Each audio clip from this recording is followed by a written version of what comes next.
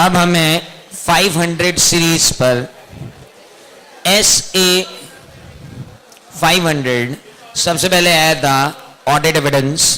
बातें बाद सबसे पहले ऑडिट एविडेंस के बारे में हमने बात की थी।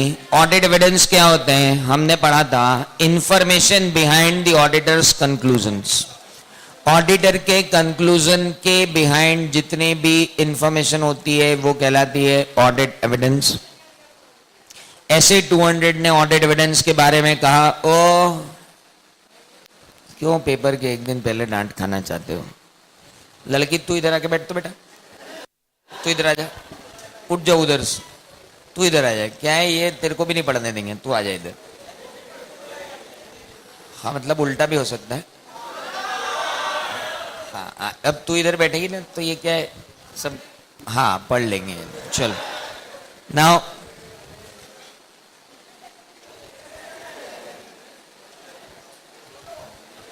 चलिए, सबसे पहले ऐसे 500 में हमने देखा ऑडिट एविडेंस, और ऑडिट एविडेंस के अंदर हमने देखा all the information behind any conclusion is known as audit evidence. Audit evidence के बारे में हमने देखा ऐसे 200 ने हमको कहा था कि ऑडिटर को sufficient and appropriate audit evidence लेना चाहिए सो दैट उसकी ऑडिट रिस्क एक एक्सेप्टेबली लो लेवल तक चली जाए। ऑडिट रिस्क जीरो नहीं हो सकती, दैट वी ऑल नो। तो एक्सेप्टेबली लो लेवल तक ले जाने के लिए ऑडिटर को sufficient and appropriate audit evidence लेना चाहिए, जहां पर सफिशिएंसी का मतलब होता है क्वांटिटी ऑफ ऑडिट एविडेंस और एप्रोप्रिएटनेस का मतलब होता है रिलायबिलिटी एंड रेलेवेंस। और मैंने आपको कहा था कि बिल्डिंग को अगर वेरीफाई करना है तो मुझे 5 एविडेंस चाहिए। तो बिल्डिंग अगर वेरीफाई करना है तो आपको अगर 5 एविडेंस चाहिए तो वो 5 एविडेंस आपको कहां से मिलेंगे? तो आप फिजिकल वेरिफिकेशन करोगे तो 1, रजिस्ट्री देखोगे तो 2, एक्सपेंस देखोगे तो 3, वैल्यूएशन सर्टिफिकेट देखोगे तो 4, अप्रूव्ड मैप देखने जाओगे तो 5। You have 5 evidence. तो मैं बोलूंगा 5 मतलब क्या है? सफिशिएंट है। और इसी बिल्डिंग से रिलेटेड होना चाहिए, that is appropriate and reliable भी होनी चाहिए। आई नीड ऑल ओरिजिनल, कोई डुप्लीकेट ना हो। तो इस कंसेप्ट को हमने कहा sufficient and appropriate audit evidence. और किसी ऑडिटर ने sufficient and appropriate audit evidence लिए हैं या नहीं लिए हैं ये डिपेंड करता है उसके प्रोफेशनल जजमेंट पे, जो डिपेंड करता है कि आइटम कितना मटेरियल है, उसमें ऑडिट रिस्क कितनी है, उसकी कॉम्प्लेक्सिटी कितनी है एंड ऑल।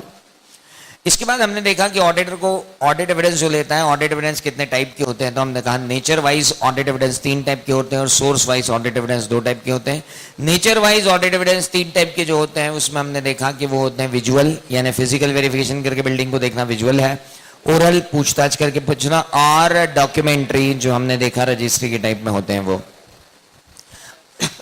अब अगर ये documentary audit evidence in house बने हो, एंटिटी के यहां खुद बने हो, तो उन्हें बोलते हैं sources with in the entity, और आउटसाइड अगर प्रिपेयर हुए हैं तो उन्हें बोलते हैं सोर्सेस इंडिपेंडेंट फ्रॉम एंटिटी। उसके बाद हमने देखा कि अगर आपको ऑडिटर को ऑडिट एविडेंस लेना है तो उसे 2 टाइप की प्रोसीजर लगानी पड़ती हैं, मेन ऑडिट प्रोसीजर और assisting audit procedure. Main audit procedure के अंदर 2 प्रोसीजर होती हैं, RAP और FAP, जिसको हमने कहा रिस्क असेसमेंट प्रोसीजर और further auditing procedure. Risk assessment procedure में हम पहले इनहेरेंट रिस्क लगाते हैं, फिर कंट्रोल रिस्क लगाते हैं, फिर हम देखते हैं रिस्क ऑफ मटेरियल मिसट्रीटमेंट कितना है। उसके बाद हम प्रिलिमिनरी असेसमेंट करके ये देख लेते हैं कि हमें अपने प्लान में ऑडिट प्रोसीजर कौन सी रखनी। इसके बाद जब हम डिटेल फर्दर ऑडिट प्रोसीजर लगाते हैं तो फर्दर ऑडिट प्रोसीजर लगाते समय हमें क्या करना होता है? फर्दर ऑडिट प्रोसीजर जब हम लगाते हैं तो फर्दर ऑडिट प्रोसीजर लगाते समय हमको ये देखना होता है कि टेस्ट ऑफ कंट्रोल लगाकर ये देखना होता है कि जो कंट्रोल हमको दिखाया गया था वो कंट्रोल वाकई में है या नहीं, और फिर फर्दर ऑडिट प्रोसीजर हम लगाते हैं। तो that is called what? Substantive audit procedure. फिर मैंने आपको कहा था इंटरनल कंट्रोल को टेस्ट करने के लिए जो प्रोसीजर्स लगाई जाती हैं उन्हें कंप्लायंस प्रोसीजर कहते हैं, और अकाउंटिंग सिस्टम को टेस्ट करने के लिए जो प्रोसीजर लगाई जाती हैं उन्हें हम, चंदू भाई मुझे कम से कम 10 नोट्स फोटोकॉपी करवा के चाहिए। पैसे आपके पास हैं या मैं दूं? हैं, फिर मैं दे दूंगा आपको। 10 फोटोकॉपी करवा के ला दो जल्दी से। नाउ जो भी लोग ये वीडियो लेक्चर देख रहे हैं उनको अगर नोट्स चाहिए तो they can go to www.sureca.com.in। तो sureca.in पे आप जाएं और डाउनलोड कर सकते हैं। Thank you. Let's come now. Important is आज रात को 11 बजे तक ये पूरा अपलोड हो जाएगा, ताकि मेरे जितने बच्चे यहाँ नहीं आ पाए हैं, they are outside Indore, they can watch this seminar on YouTube. So let's move. अब आगे तो स्टेडियम में मैच देखने का मजा अलग है, टीवी पे देखने का मजा अलग है। चलिए आगे। अब लेट्स मूव। हम जो बात कर रहे हैं, हाँ चीयर लीडर्स भी तो चाहिए ना।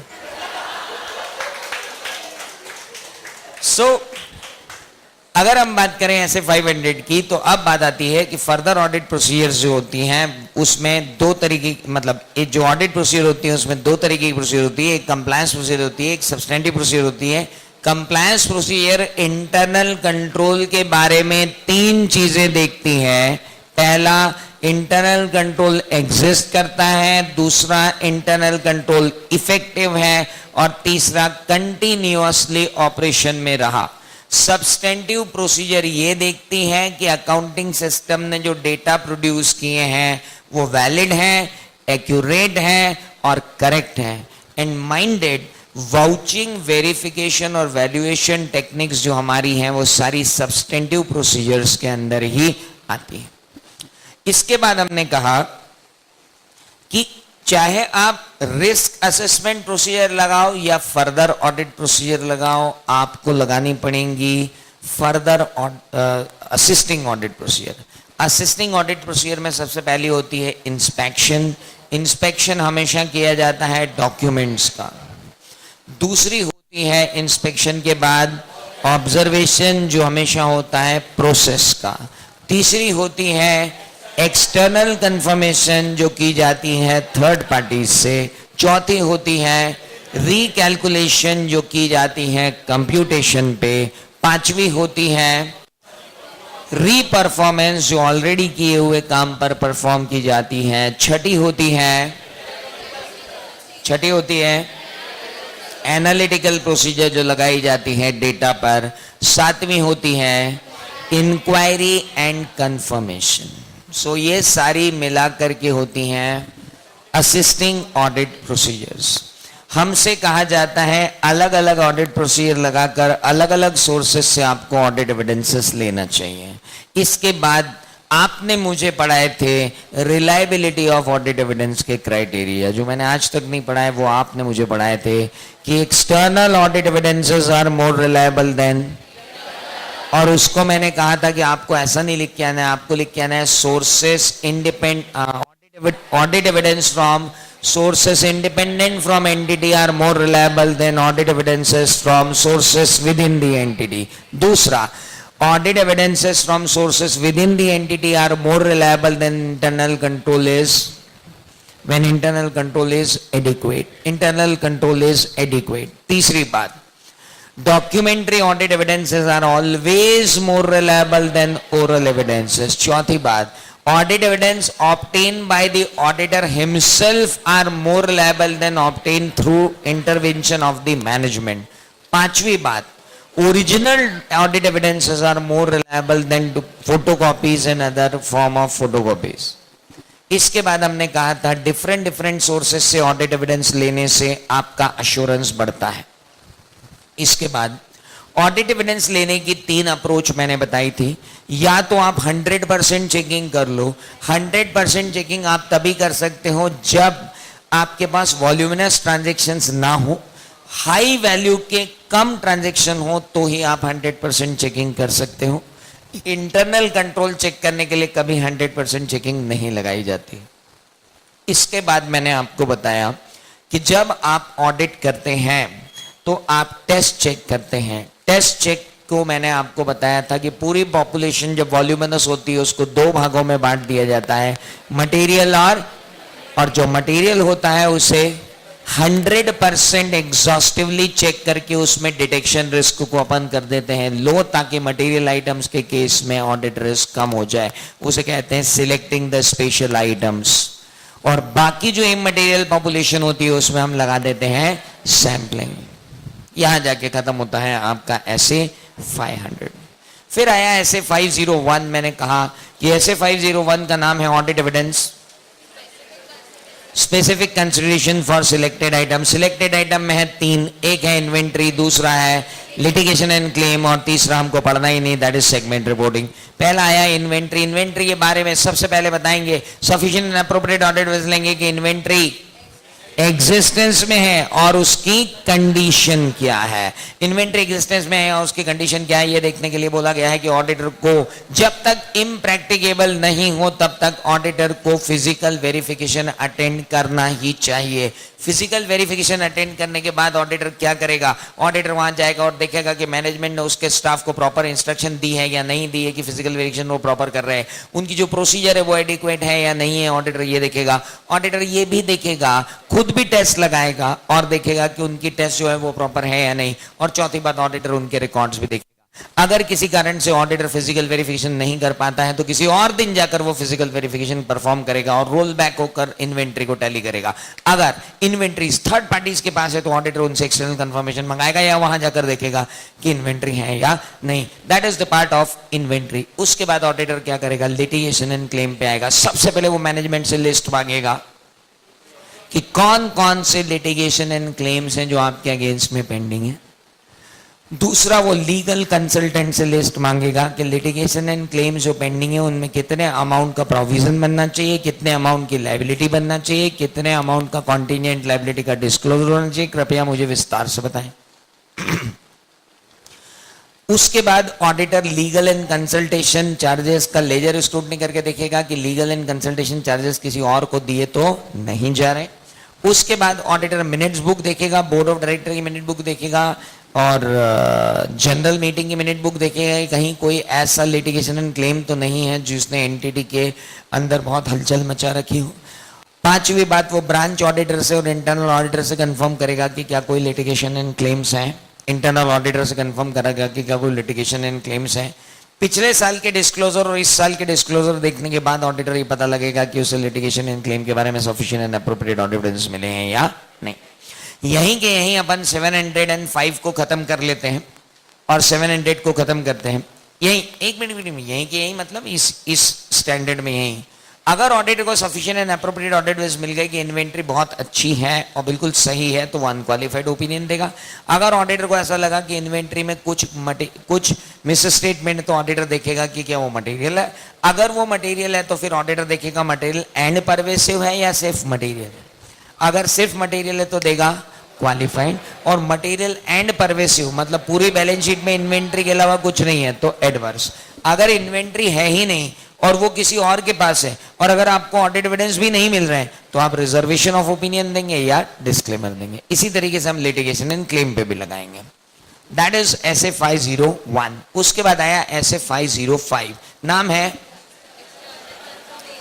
है एक्सटर्नल कंफर्मेशन। एक्सटर्नल कंफर्मेशन के बारे में हमने कहा था कि जब भी ऑडिटर थर्ड पार्टी से डायरेक्ट कम्युनिकेशन के थ्रू रिसिप्ट करता है उसके बुक्स में इस क्लाइंट के बैलेंसेस को या उसकी बुक्स में इस क्लाइंट के ट्रांजैक्शंस को, तो हम कहते हैं कि वो क्या कर रहा है, एक्सटर्नल कंफर्मेशन कर रहा है। External confirmation is one of the audit evidence, more reliable audit evidence because it is audit evidence from the sources independent from entity. जब भी आप एक्सटर्नल कंफर्मेशन लेते हो सबसे पहले आइटम सिलेक्ट करते हो, पार्टी सिलेक्ट करते हो जिनके बारे में आपको एक्सटर्नल कंफर्मेशन मंगानी है। ये ऑडिटर का प्रोफेशनल जजमेंट होता है। उसके बाद ऑडिटर डिजाइन करता है एक्सटर्नल कंफर्मेशन रिक्वेस्ट को, जो दो तरीके की होती है, पॉजिटिव और नेगेटिव।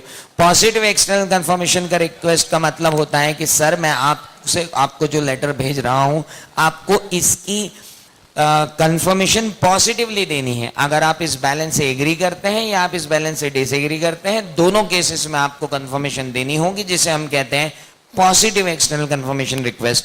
और इमटेरियल आइटम्स के बारे में हम भेज सकते हैं क्या, नेगेटिव एक्सटर्नल कंफर्मेशन रिक्वेस्ट कि अगर आप एग्री नहीं हो तो आप हमें कम्युनिकेट करें, that is called negative external confirmation request.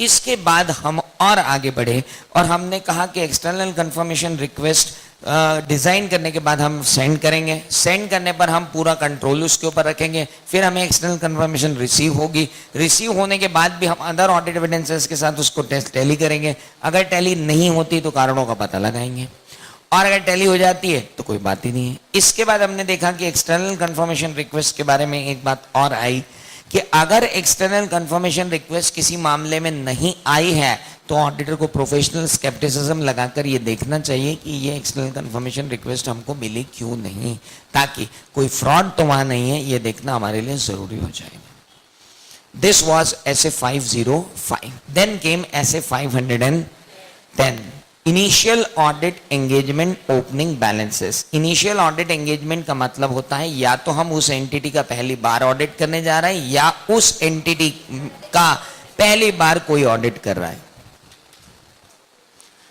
Predecessor ने अगर ऑडिट किया हुआ है तो ये लगेगा ही, क्योंकि हम पहली बार उस एंटिटी को ऑडिट कर रहे हैं, और अगर उस एंटिटी का पहली बार ही इतिहास में ऑडिट हो रहा है तो भी ये लगेगा। हमारी जो ड्यूटी है SA 510 में वो है that auditor must obtain sufficient and appropriate audit evidence that all opening balances have been brought forwarded correctly, और उनमें कोई भी मिस स्टेटमेंट नहीं है। ध्यान रहे opening balance includes accounting policies, set of accounting policies जो लास्ट ईयर फॉलो किया गया है वो भी ओपनिंग बैलेंसेस का एक पार्ट होता है। ओपनिंग बैलेंसेस के लिए हम प्रोसीजर क्या लगाएंगे? सबसे पहले हम देखेंगे लास्ट ईयर के ऑडिटेड फाइनेंशियल स्टेटमेंट है या अनऑडिटेड फाइनेंशियल स्टेटमेंट है। अगर ऑडिटेड फाइनेंशियल स्टेटमेंट है तो हम देखेंगे क्या प्रीवियस ऑडिटर ने कोई क्वालिफिकेशन दे रखी है या अनक्वालिफाइड ऑडिट रिपोर्ट है। अगर क्वालिफाइड ऑडिट रिपोर्ट है तो ऐसे 710 डील करेगी, और अगर other than unqualified audit report, other than qualified मतलब अनक्वालिफाइड ऑडिट रिपोर्ट है तो हम उसी फिगर्स पर भरोसा कर लेंगे जो लास्ट ईयर के फाइनेंशियल स्टेटमेंट में दिए हैं, हमें सिर्फ उनको टैली करना पड़ेगा। इसके बाद अगर लास्ट ईयर की बैलेंस शीट ऑडिटेड नहीं है तो क्या करें? अगर लास्ट ईयर की बैलेंस शीट ऑडिटेड नहीं है तो हम सबसे पहले फिक्स्ड एसेट देखें, उस पर ऑडिट प्रोसीजर लगाएं, इन्वेस्टमेंट देखें, उस पर ऑडिट प्रोसीजर लगाएं। क्योंकि जब हम क्लोजिंग बैलेंसेस कंफर्म कर लेंगे तो ऑटोमेटिकली ओपनिंग बैलेंसेस भी क्या हो जाएंगे? कंफर्म हो जाएंगे। अगर एक्सटर्नल कंफर्मेशन रिक्वेस्ट चाहिए तो हम वो भी मंगा सकते हैं। सारी ऑडिट प्रोसीजर वाउचिंग वेरिफिकेशन की लगाने के बाद हम ओपनिंग बैलेंसेस को एस्टेब्लिश कर सकते हैं। जहां तक करंट एसेट और करंट लायबिलिटी का सवाल है वो तो करंट ईयर के ऑडिट में ही सारे चेक हो जाते हैं, मतलब जो ओपनिंग डेटर होंगे वो इस बार रियलाइज हो गए होंगे, नहीं रियलाइज हो गए होंगे तो हमने उनकी एक्सटर्नल कंफर्मेशन मंगा ली होगी। जो ओपनिंग क्रेडिटर्स होंगे उनका पेमेंट हो गया होगा, नहीं होगा तो उनकी एक्सटर्नल कंफर्मेशन मंगा लेंगे। लोन के लिए हम एक्सटर्नल कंफर्मेशन मंगा सकते हैं, जब क्लोजिंग की मंगा सकते हैं तो ओपनिंग की भी मंगा सकते हैं। शेयर होल्डर को शेयर कैपिटल रजिस्टर से चेक कर लेंगे, सॉरी शेयर कैपिटल को शेयर होल्डर रजिस्टर से चेक कर लेंगे। और उसके बाद अगर रिजर्व्स हैं तो रिजर्व्स का एक पूरा ट्रैक रिकॉर्ड हम चेक कर सकते हैं किस तरीके से रिजर्व बिल्ट अप हुए। That is your standard on auditing 510। Then comes standard on auditing 520 analytical procedures. Analytical procedures किनको कहते हैं? तो हमने कहा था analytical procedure refers to ratios, analysis of ratios, analysis of trends, just to identify whether there is any fluctuation from predetermined set of standard and predetermined set of relationship. Predetermined set of standard मतलब GP ratio इतना, NP ratio इतना, और predetermined relationship मतलब debt equity ratio इतना या आपका EPS इतना, तो उसे हम कहते हैं रेशियो एनालिसिस करना। सबसे पहली बात आती है कि रेशियो एनालिसिस क्या है, तो हमने कहा था ये फर्दर ऑडिट प्रोसीजर है, मतलब सब्सटेंटिव ऑडिट प्रोसीजर है। रेशियो एनालिसिस जो है वो करना या नहीं करना ये ऑडिटर के प्रोफेशनल जजमेंट पे डिपेंड करता है। दूसरी बात, रेशियो एनालिसिस कहाँ यूज किया जा सकता है? सर सबसे पहले जब बैलेंस शीट बन के आती है सबसे पहले हम रेशियो एनालिसिस लगा के देखते हैं कोई रेशियोज गड़बड़ाए हुए तो नहीं, अगर गड़बड़ाए हुए तो उन्हें हम ऑडिट प्लानिंग में ले लेते हैं। दूसरा रेशियो एनालिसिस कहाँ काम आता है? तो सब रेशियो एनालिसिस दूसरी जगह काम आता है जब हम ऑडिट परफॉर्म कर रहे होते हैं तो कुछ इमटेरियल आइटम्स होते हैं, इमटेरियल आइटम में अगर हमको डिटेल में चेक नहीं करना होता है तो हम रेशियो एनालिसिस कर लेते हैं, जैसे पैकिंग मटेरियल। तीसरा, अगर अनयूजुअल फ्लक्चुएशन होते हैं तो भी रेशियो एनालिसिस देखने में काम आता है कि कोई अनयूजुअल फ्लक्चुएशंस अगर हैं तो ऑडिटर ये देखता है कि रेशियो लगा करके ये क्यों है। जैसे कि अगर एनपी रेशियो डाउन हो गया है तो ऑडिटर ये देखेगा कॉस्ट ऑफ गुड सेल्ड का रेशियो सेल्स पे क्या है, या डायरेक्ट एक्सपेंसेस का रेशियो सेल्स पे क्या है, या स्टॉक वेलोसिटी क्या है, या डेटर वेलोसिटी क्या है। तो आप अनयूजुअल फ्लक्चुएशन को इन्वेस्टिगेट करने के लिए भी क्या करते हो, एनालिटिकल प्रोसीजर लगाते हो। और चौथा, जब ऑडिट को कंक्लूड करते हो तब एक बार फिर देखते हो कि बैलेंस शीट में जो रेशियोज हैं वो प्रॉपर हैं या नहीं है। रेशियोज पर कितना रिलाई करूं? सर रेशियो पर मटेरियल आइटम्स में तो रिलाई नहीं किया जा सकता, इमटेरियल आइटम में आप रेशियो एनालिसिस पर रिलाई कर सकते हो। मटेरियल आइटम में आपको अदर ऑडिट प्रोसीजर भी लगानी पड़ेगी रेशियो एनालिसिस के साथ। दूसरी बात, अगर आपकी कंट्रोल रिस्क ज्यादा है यानी इंटरनल कंट्रोल बेकार है यानी फाइनेंशियल इंफॉर्मेशन की रिलायबिलिटी अगर कम है तो बेटर होगा आप रेशियो ना लगाएं। तीसरी बात, आपको यह भी देखना पड़ेगा कि जिनके बीच में आप रेशियो कैलकुलेट कर रहे हो उनके बीच में रिलेशनशिप क्या है। ऐसा नहीं हो जाए कि आप authorise capital to net profit ratio निकाल लो, that is of no use. तो इंपॉर्टेंट ये है कि रेशियो एनालिसिस करते समय इतनी बातों का ध्यान रखना जरूरी है। दैट वाज ऐसे 520, then came SA 530, that was audit sampling।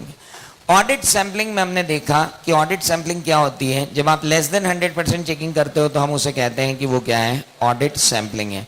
Audit sampling करने की तीन तरीके होते हैं, चार स्टेप्स होती हैं ऑडिट सैंपलिंग की। पहली प्रोसेस होती है डिजाइन ऑफ सैंपल, दूसरी प्रोसेस होती है सिलेक्शन ऑफ सैंपल, तीसरी प्रोसेस होती है applying audit procedure on selected sample, और चौथी प्रोसेस होती है एनालिसिस ऑफ एरर्स। जब आप सैंपल को डिजाइन करते हो तब आपको बहुत सारी बातों का ध्यान रखना होता है। सबसे पहला ध्यान रखना होता है कि आपका ऑडिट ऑब्जेक्टिव क्या है। दूसरा आपको ध्यान रखना होता है कि पॉपुलेशन क्या है। तीसरा आपको ध्यान में रखना होता है कि सैंपल का साइज कितना रखना है, और सैंपल का साइज कितना रखना है इसके लिए आपको देखना होता है कि टॉलरेबल एरर कितनी है, एक्सपेक्टेड एरर कितनी है, और सैंपलिंग रिस्क कितनी है। जल्दी से मुझे रिलेशनशिप समझाओ। अगर एक्सपेक्टेड एरर ज्यादा हुई तो सैंपल साइज बड़ा रखूं या छोटा? बड़ा। अगर टॉलरेबल एरर रेंज ज्यादा हुई यानी मुझे ज्यादा एक्यूरेट रिजल्ट्स नहीं चाहिए तो मैं सैंपल साइज को छोटा भी रख सकता हूं। और अगर सैंपलिंग रिस्क ज्यादा है यानी सैंपल पॉपुलेशन को रिप्रेजेंट नहीं कर पाएगा, इसके चांसेस ज्यादा हैं, तो हमें सैंपल साइज को क्या रखना पड़ेगा, बड़ा रखना पड़ेगा। इसके बाद जब सैंपल सिलेक्ट करने की बारी आती है तो आपको तीन अल्टरनेटिव मेथड्स दी जाती हैं। अगर पॉपुलेशन आइडेंटिकल है, एक सरीकी है, तो हैफाजार्ड सैंपलिंग लगाते हैं। अगर अनइवन है तो सिस्टमैटिक सैंपलिंग लगाते हैं, और अगर नॉर्मल है तो रैंडम सैंपलिंग लगाते हैं। हैफाजार्ड सैंपलिंग और रैंडम सैंपलिंग में बेसिक डिफरेंस ये है कि हैफाजार्ड सैंपलिंग के अंदर आइटम के सैंपल में सिलेक्ट होने के चांसेस इक्वल नहीं होते, जबकि रैंडम सैंपल में इक्वल होते हैं। और सिस्टमैटिक रैंडम तब लगाई जाती है जब पॉपुलेशन बहुत ज्यादा अनइवन होती है। सैंपल सिलेक्ट करने के बाद सैंपल में से एरर निकाली जाती है। एरर को प्रोजेक्ट किया जाता है कि अगर 1 करोड़ में 2 लाख की एरर है तो 10 करोड़ में कितने की, उसे हम कहते हैं प्रोजेक्शन ऑफ एरर। अगर वो प्रोजेक्शन ऑफ एरर मटेरियलिटी की लिमिट क्रॉस कर देता है तो हम फिर वहां पर एडजस्टमेंट करवाते हैं, नहीं तो छोड़ देते हैं। That was SA 530। Then came SA 540, auditing accounting estimate including fair value accounting estimate and related disclosure. सबसे पहली बात, अकाउंटिंग एस्टिमेट क्या होते हैं? Approximation of amounts, approximation of amount considered by the management in lack of precise means of measurement। जब financial statement में management approximation लगाते हैं, हम उन्हें कहते हैं अकाउंटिंग एस्टिमेट। अकाउंटिंग एस्टिमेट दो टाइप के होते हैं, एक होते हैं फेयर वैल्यू अकाउंटिंग एस्टिमेट, एक होते हैं other accounting estimate. Other accounting estimate की डेफिनेशन टफ है, those other than fair value accounting estimate. तो फिर हम आए फेयर वैल्यू अकाउंटिंग एस्टिमेट, तो हमने देखा फेयर वैल्यू अकाउंटिंग एस्टिमेट वो अकाउंटिंग एस्टिमेट होते हैं जिनमें हम एस्टिमेशन लगाते हैं या तो करंट ट्रांजैक्शन वैल्यू से या प्रिवेलिंग मार्केट प्राइसेस से जो उस वक्त चल रही होती है। अगर cost in NRV which ever is lower पर अकाउंटिंग स्टैंडर्ड 2 लगा रहे हो तो वो फेयर वैल्यू अकाउंटिंग एस्टिमेट है। अकाउंटिंग स्टैंडर्ड 10 में अगर फिक्स एसेट को एक दूसरे से एक्सचेंज कर रहे हो और फेयर वैल्यू पर एक्सचेंज कर रहे हो तो वो भी अकाउंटिंग एस्टिमेट है। अकाउंटिंग स्टैंडर्ड 6 में अगर यूजफुल लाइफ का एस्टिमेट कर रहे हो तो वो अदर अकाउंटिंग एस्टिमेट है। अगर आप वारंटी का प्रोविजन कर रहे हो तो वो अदर अकाउंटिंग एस्टिमेट है। Hello, that is known as accounting estimates के टाइप्स। अब आगे नेक्स्ट, नहीं कुछ नहीं होगा। अब अकाउंटिंग एस्टिमेट के बारे में ऑडिटर की ड्यूटी क्या है, ऐसे 540 ने हमें समझाया। Auditor should obtain sufficient and appropriate audit evidence that all accounting estimates are reasonable and they have been properly presented and disclosed in accordance with FRF।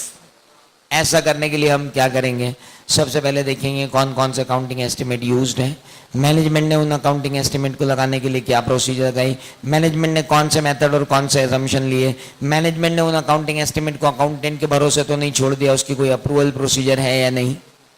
उसके बाद ऑडिटर खुद कंप्यूटेशन देखेगा, कंप्यूटेशन देखने के बाद ऑडिटर खुद चेक करेगा कि जो मैनेजमेंट पॉइंट एस्टिमेट था ऑडिटर के पॉइंट एस्टिमेट से मैच हो रहा है या नहीं। अगर नहीं हो रहा है तो आप किसी एक्सपर्ट की भी हेल्प ले सकते हो। दिस वाज ऐसे 540। देन वी केम एट ऐसे 550, that is known age related party.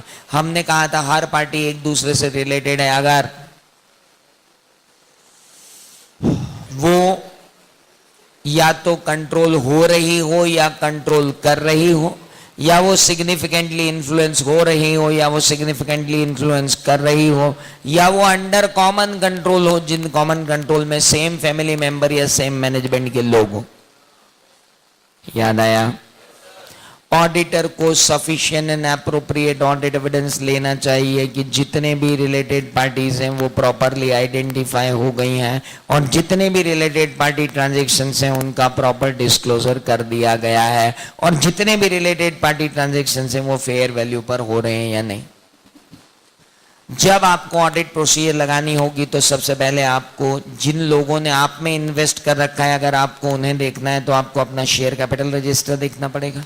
जिन लोगों में आपने इन्वेस्ट कर रखा है उन्हें देखने के लिए आपको अपना इन्वेस्टमेंट रजिस्टर देखना पड़ेगा। जिन लोगों के साथ आपके जॉइंट वेंचर्स हैं उनके एग्रीमेंट आपको देखना पड़ेंगे। डायरेक्टर्स रजिस्टर जब आप देखोगे तो डायरेक्टर के रिलेटिव मिल जाएंगे।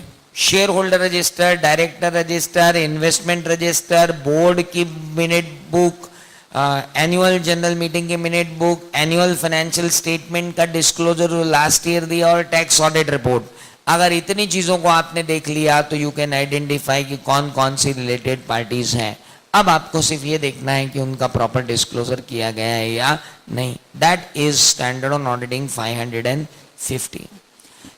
हम सब ने अकाउंटिंग स्टैंडर्ड 4 में पढ़ रखा है event occurring after balance sheet date क्या होता है। दो significant event which occurs after the balance sheet date but before the date of approval by board of director. लेकिन यहां पर स्टैंडर्ड ऑन ऑडिटिंग 560 में लिखा है कि subsequent event are those event which occurs between the balance sheet date and the date on which auditor's report has to be issued. ये accounting standard 4 से थोड़ी सी आगे है, और इसमें तो ये भी लिखा है कि ऑडिटर की रिपोर्ट की डेट के बाद भी अगर कोई मटेरियल फैक्ट ऑडिटर के सामने आए तो उस पर रिस्पांस देना भी ऑडिटर की जिम्मेदारी है। Hello, it was there in 560। अब ऑडिटर से बोला कि हे ऑडिटर, आप कैसे पता लगाओगे कि सफिशिएंट, आपकी ड्यूटी क्या है?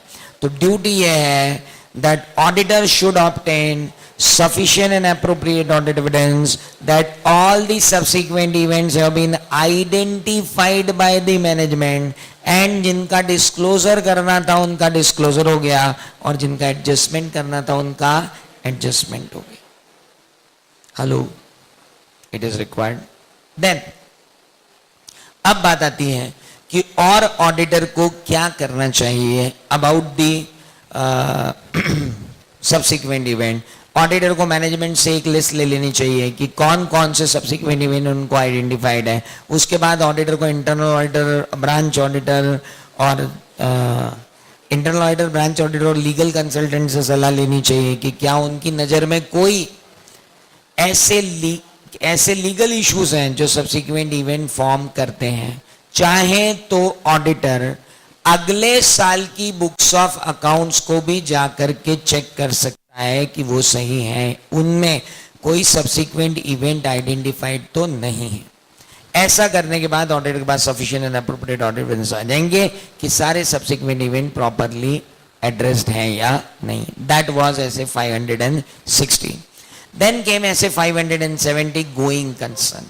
ऑडिटर की ये ड्यूटी होती है that auditor should obtain sufficient and appropriate audit evidence that going concern of the entity is appropriate and there is no chance that entity's going concern is inappropriate।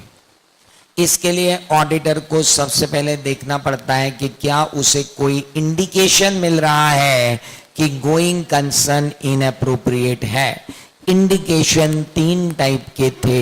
पहला financial indicator जिसमें negative net worth, negative working capital and all. दूसरा operating indicator जिसमें labour scarcity या material scarcity आती है। और तीसरा other indicator जिसमें गवर्नमेंट ने कोई लीगल चेंजेस करके एंटिटी के बिजनेस को खत्म कर दिया है।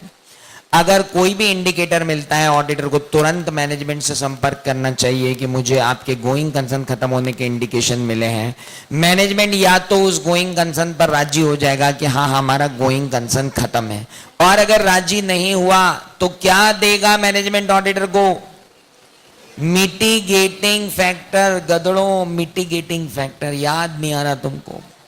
ऑडिटर को मैनेजमेंट देगा मिटिगेटिंग फैक्टर और ऑडिटर उन मिटिगेटिंग फैक्टर पर अपनी ऑडिट प्रोसीजर लगा कर देखेगा कि ये मिटिगेटिंग फैक्टर प्रॉपर हैं या नहीं। अगर ये मिटिगेटिंग फैक्टर प्रॉपर हैं, there is no point, auditor को कोई दिक्कत ही नहीं है। और अगर मिटिगेटिंग फैक्टर प्रॉपर नहीं है या मिटिगेटिंग फैक्टर है ही नहीं, तो ऑडिटर मैनेजमेंट से कहेगा कि आप सबसे पहले डिस्क्लोज कीजिए कि आपका गोइंग कंसर्न असम्पशन इनअप्रोप्रिएट है। साथ में आपको अपनी सारी एसेट्स और लायबिलिटीज को ब्रॉट डाउन करना पड़ेगा। कहां?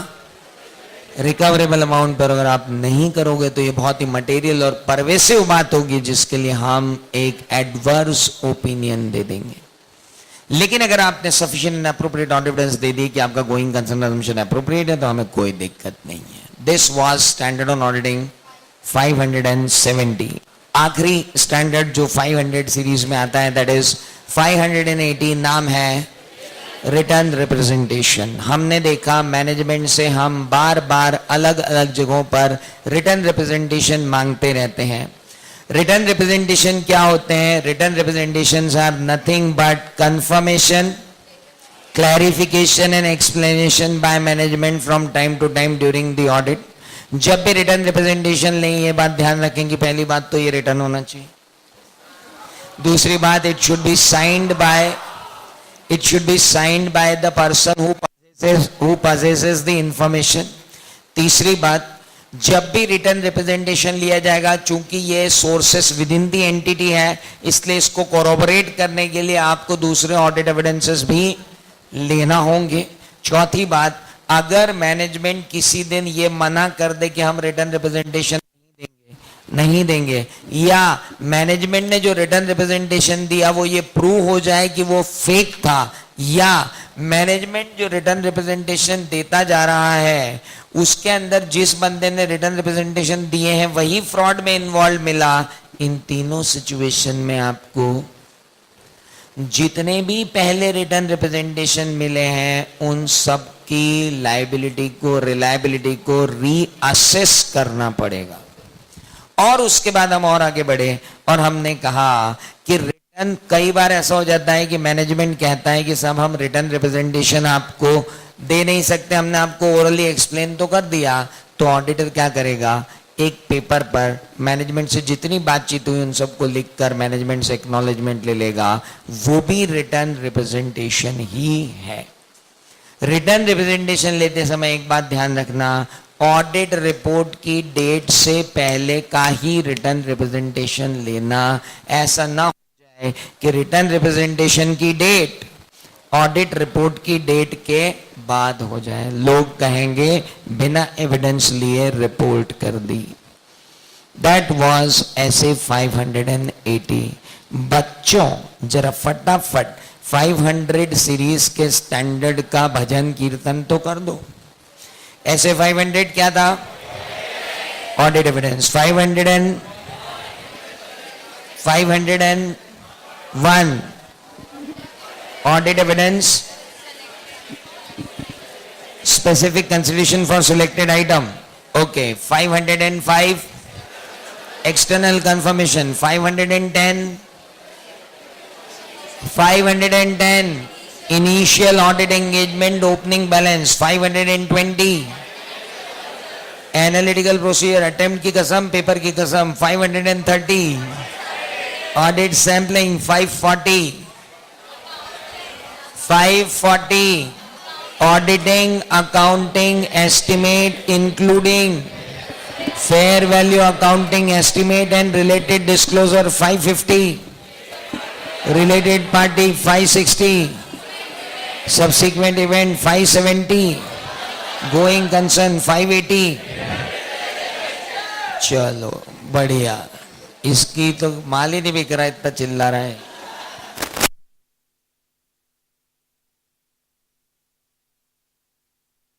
हेलो, चलिए अब आते हैं तीन छोटे छोटे स्टैंडर्ड्स पे, 600, 610 एंड 620। ऐसे 600 है using the work of another auditor. Another auditor का मतलब होता है स्टैंड अलोन फाइनेंशियल स्टेटमेंट के लिए ब्रांच ऑडिटर, और कंसोलिडेटेड फाइनेंशियल स्टेटमेंट के अंदर उसे कहते हैं auditor of subsidiary company. Now आपसे जाते टाइम ले जाएंगे 3 लड़कियां और 7 लड़के, 4 लड़कियां और 4-5 लड़के हैं, और ना भी मिले तो आपको मैं बता दूं, these are uploaded over www.sureca.in। चलिए अब आगे बढ़ते हैं।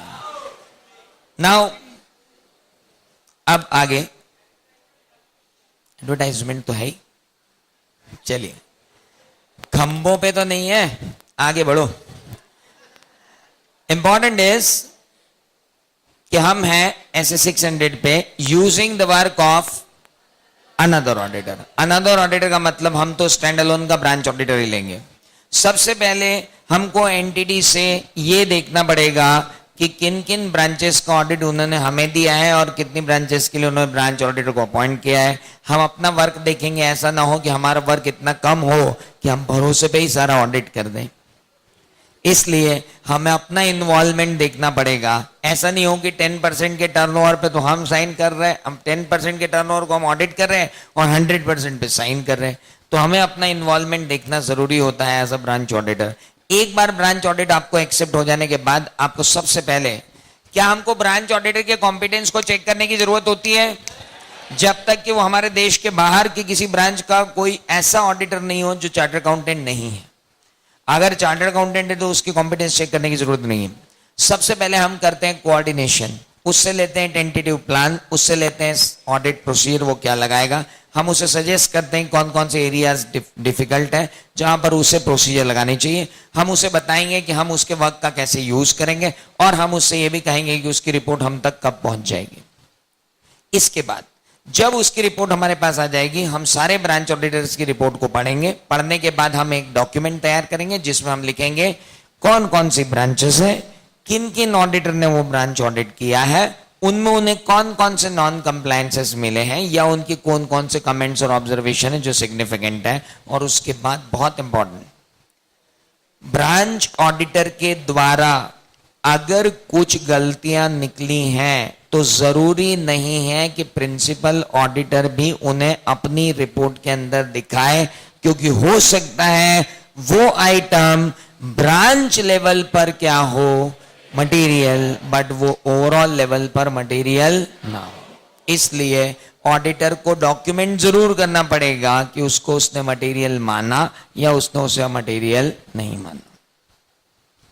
ऑडिटर ब्रांच, अगर ऑडिटर को लगता है कि ब्रांच में विजिट करने के बाद ये देख लेना चाहिए, क्योंकि जरूरत लग रही है ब्रांच ऑडिटर के वर्क को टेस्ट करने की, तो ब्रांच विजिट करके ब्रांच ऑडिटर के वर्क को टेस्ट कर सकता है। It all depends on his professional judgement. This was SA 600।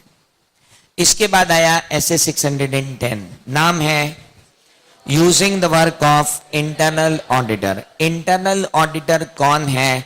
Internal auditor एक ऐसा फंक्शन है जो कंसिस्टेंटली और कंटिन्यूअसली क्रिटिकल एग्जामिनेशन करता है इंटरनल कंट्रोल और ऑपरेशंस ऑफ द एंटिटी का, और सजेस्ट करता है value addition in the strategic risk management process. चूंकि इंटरनल ऑडिटर का ऑब्जेक्टिव एक्सटर्नल ऑडिटर के ऑब्जेक्टिव से डिफरेंट होता है, लेकिन दोनों को उन ऑब्जेक्टिव को अचीव करने की जो मोडस ऑपरेंडी होती है वो काफी सेम होती है। इसलिए much of the internal auditor work is useful to the external auditor. इसलिए कई बार ये डिसीजन एक्सटर्नल ऑडिटर ले लेता है कि वो इंटरनल ऑडिटर के वर्क को यूज करेगा। अब इंटरनल ऑडिटर के वर्क को यूज करने के लिए एक्सटर्नल ऑडिटर क्या करेगा? इसके लिए एक्सटर्नल ऑडिटर सबसे पहले देखेगा इंटरनल ऑडिटर की क्वालिफिकेशन क्या है, इंटरनल ऑडिटर का कॉम्पिटेंस क्या है, इंटरनल ऑडिटर की रेपुटेशन क्या है, इंटरनल ऑडिटर इन हाउस है या आउटसोर्स्ड है, इंटरनल ऑडिटर मैनेजमेंट के कितने करीब है या मैनेजमेंट से कितने दूर है, क्योंकि वो मैनेजमेंट के जितने करीब होगा उतना ज्यादा वो इफेक्टिव होगा। इसके बाद हमने देखा कि इंटरनल ऑडिटर के साथ अगर हमको लगता है कि इंटरनल ऑडिटर पे हम भरोसा कर सकते हैं तो हमें उसके साथ कोऑर्डिनेशन जमाना पड़ेगा, प्लानिंग मीटिंग करनी पड़ेगी, उसको ये बताना पड़ेगा कि उसके वर्क को हम कैसे यूज करेंगे। अगर लगता है तो आप उसे सजेस्टिव ऑडिट प्रोसीजर भी दे सकते हो। उससे आप ये भी पूछ लो कि क्या वो ड्यू प्रोफेशनल केयर रखता है जब वो अपना ऑडिट करता है, planning, directing, supervising, working paper, audit evidence, conclusion, reporting सब वो करता है या नहीं। उसके बाद उसे अपना काम करने दो, आप अपना काम करो। जब वो अपना काम खत्म करके आप तक पहुंचाए तब आपको एक पूरी प्रोसेस लगानी पड़ेगी। यह कंफर्म करना पड़ेगा कि क्या उसने काम को प्लान किया था, क्या उसने काम को परफॉर्म किया, सुपरवाइज किया, रिव्यू किया, डॉक्यूमेंटेड किया, ऑडिट एविडेंस लिए, कंक्लूजन किया, रिपोर्टिंग किया। अगर लगता है कि आपको इंटरनल ऑडिटर के वर्क को इवैल्यूएट करने की जरूरत है बिफोर रिलाइंग, क्योंकि जिस आइटम के लिए हम इंटरनल ऑडिटर के वर्क पर ज्यादा रिलाय कर रहे हैं उसे हमें भी टेस्ट कर लेना चाहिए, तो हमें वाकई में एक बार उसे क्या कर लेना चाहिए? Test. Hello, this is standard on auditing 610, then comes standard on auditing 620, नाम है using the work of an auditor's expert. सबसे पहले हम लेते हैं एक्सपर्ट कौन, तो हमने कहा हर वो ज्ञाता जो अकाउंटिंग और ऑडिटिंग के अलावा स्पेशलाइज्ड नॉलेज रखता है, क्योंकि उसका तो हमें है, तो बहुत क्लियर है। एक्सपर्ट के वर्क का यूज एक्सटर्नल ऑडिटर क्यों करेगा? इसलिए करेगा क्योंकि उसे ऑडिट एविडेंस की जरूरत है। कुछ आइटम्स ऐसे हैं जिनको इवैल्यूएट करने में वो कॉम्पिटेंट नहीं है, जिनको इवैल्यूएट करने में वो कॉम्पिटेंट नहीं है, उनका अगर वो क्या कर रहा है ऑडिट, तो उसके लिए उसे एविडेंस की जरूरत पड़ती है और एक्सपर्ट को अपॉइंट किया जाता है। अगली बात, एक्सपर्ट मैनेजमेंट का भी हो सकता है, एक्सपर्ट ऑडिटर का भी हो सकता है। अगर मैनेजमेंट का एक्सपर्ट लिखा हुआ क्वेश्चन में आए तो ऐसे 500 कोट करना है, और अगर वो किसका एक्सपर्ट हो, ऑडिटर ने अपॉइंट किया हो, तो ये स्टैंडर्ड लिखना है। मैनेजमेंट ने रखा हो या आपने, आपको प्रोसीजर तो सेम ही लगानी पड़ेगी। सबसे पहले आपको यह देखना पड़ेगा कि जो एक्सपर्ट है उसका कॉम्पिटेंस क्या है, उसकी क्वालिफिकेशन क्या है, उसकी लाइसेंस या मेंबरशिप किसके साथ है, उसकी रेपुटेशन क्या है, स्कोप उसे क्या दिया जा रहा है, वो कौन कौन सी मेथड्स और अजम्पशंस लगाएगा, और जो इनपुट डेटा उसको दिया जा रहा है उस इनपुट डेटा पर हो सके तो ऑडिटर अपनी ऑडिट प्रोसीजर लगा ले। इनपुट दिए जाने के बाद ऑडिटर सिर्फ ये देखेगा कि मेथड और अजम्पशन एप्रोप्रिएट है या नहीं, और अगर ऑडिटर को लगता है कि लास्ट ईयर जो मेथड और अजम्पशन लगाई थी और इस ईयर जो मेथड और अजम्पशन लगाई हैं इनमें डिफरेंस है, तो उससे एक्सप्लेनेशन मांगा जाए कि इनमें डिफरेंस क्यों है।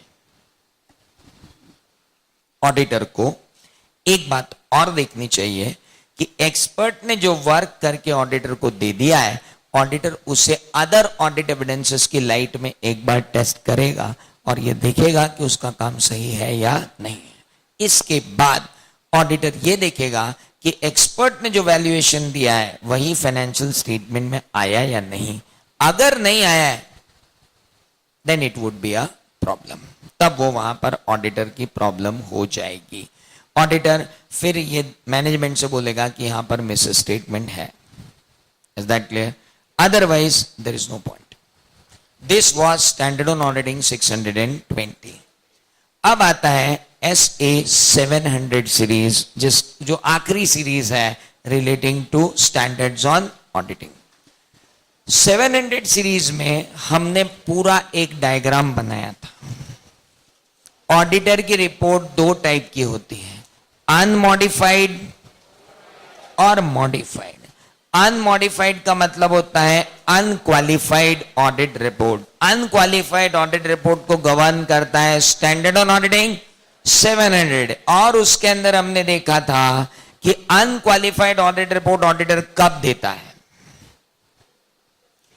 जब ऑडिटर के पास रीजनेबल अश्योरेंस होता है that financial statement are free from material misstatement. वो तब होता है जब FRF कंप्लाई कर दिया गया हो।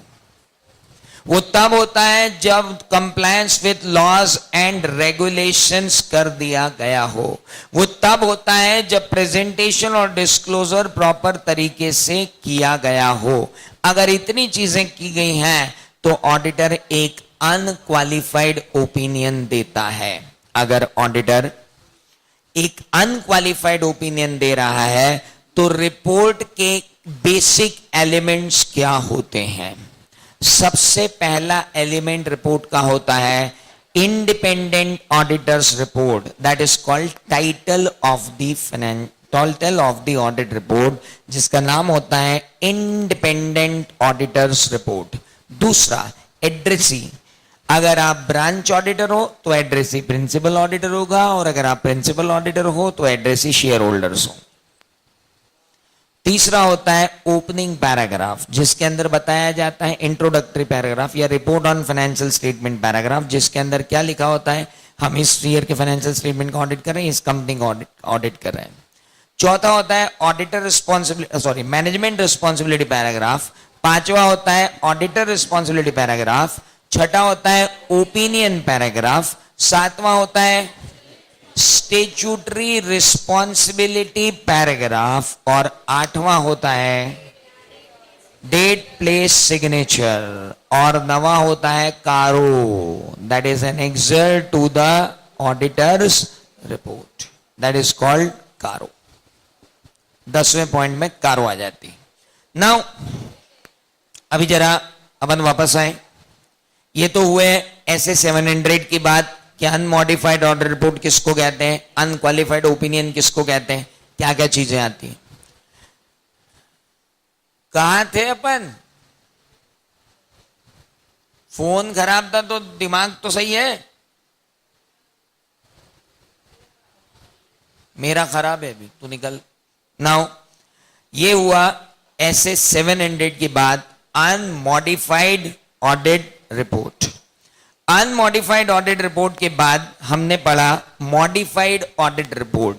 मैंने आपको बताया मॉडिफिकेशन दो तरीके से होता है, या तो ओपिनियन को मॉडिफाई किया जाता है या ओपिनियन को मॉडिफाई किए बिना ऑडिट रिपोर्ट को मॉडिफाई किया जाता है।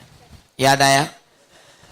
Modification without affecting opinion and modification by affecting opinion. अगर मॉडिफिकेशन ओपिनियन में होता है तो ऐसे 705 लगता है, और ऐसे 705 का नाम क्या है?